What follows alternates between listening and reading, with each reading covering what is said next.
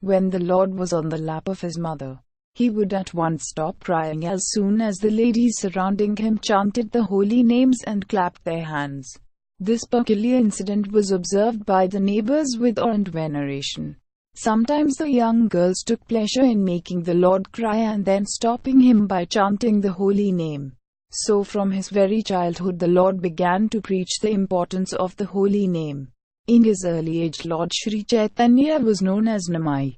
This name was given by his beloved mother because the Lord took his birth beneath the nimba tree in the courtyard of his paternal house. When the Lord was offered solid food at the age of 6 months in the Annaprashna ceremony, the Lord indicated his future activities.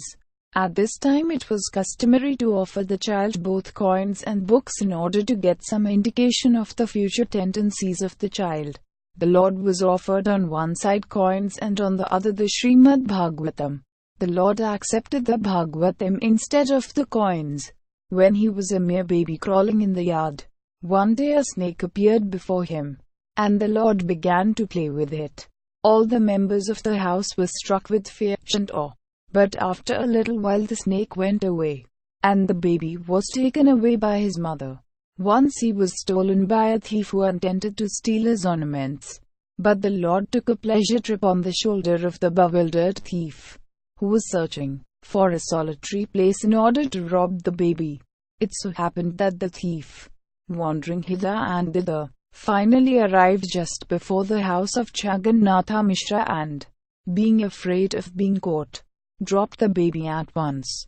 Of course the anxious parents and relatives were glad to see the lost child.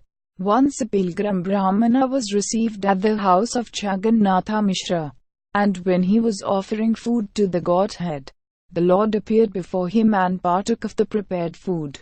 The eatables had to be rejected because the child touched them, and so the Brahmana had to make another preparation.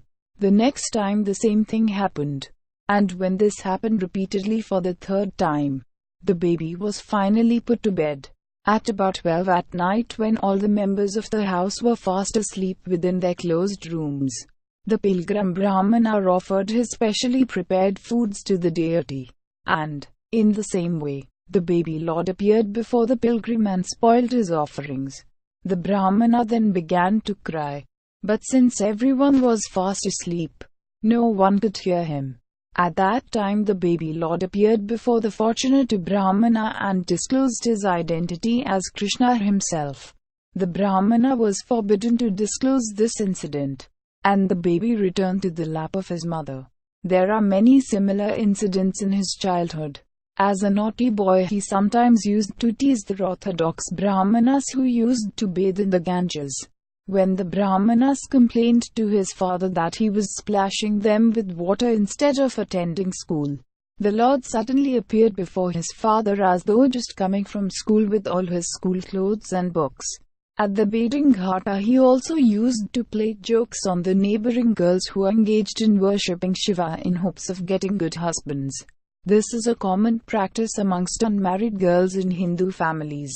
While they were engaged in such worship, the Lord naughtily appeared before them and said, "My dear sisters, please give me all the offerings you have just brought for Lord Shiva.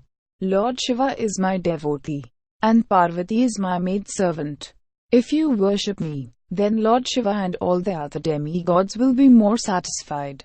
Some of them refused to obey the naughty Lord, and he would curse them that due to their refusal they would be married to old men who had 7 children by their previous wives. Out of fear, and sometimes out of love, the girls would also offer him various goods, and then the Lord would bless them and assure them that they would have very good young husbands and that they would be mothers of dozens of children. The blessings would enliven the girls, but they used often to complain of these incidents to their mothers.